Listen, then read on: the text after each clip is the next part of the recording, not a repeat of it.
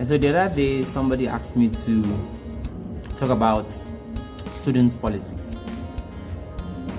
And I must actually confess that the student politics is not so different from the politics that we see in the outside world. The student politics is characterized by cultism, violence, threats, calumny, incompetence, nepotism, favoritism, and a whole lot of things that we see in the outside world. Now, the student politics is controlled by a certain number of people, both active people in the management or active state government people who decides which of the candidates or which of the aspirants they feel or they think will be a stooge or a puppet, and they will be able to control the kind of person. You will realize that even while on campus, the kind of enmity that is being created makes those who aspire for political positions see themselves as being better off than those who do not aspire.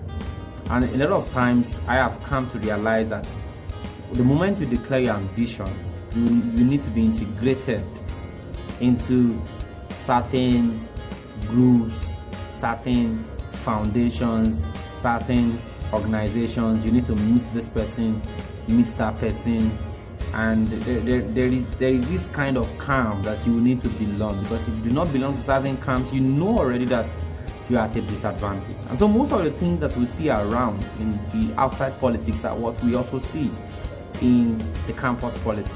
But another thing that I have also come to realize based on experience is that campus politics is yes, it is fetish. And why do I say it is fetish? Because I have come to also realize that these people do a lot of certain things that are not right, and because they do those things that they do make them compromise their standard. It makes them do things that they do not really want to do.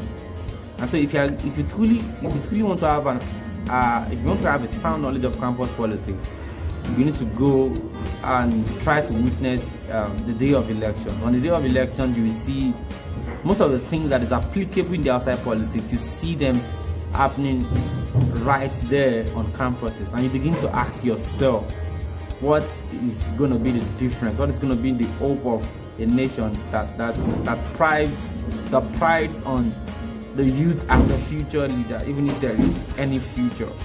And so defining campus politics in some institutions is, let's say, fear, unlike others that is characterized by hooliganism, cultism, nepotism, favoritism, incompetence, and a show of the Machiavelli whatever principle, divide and rule.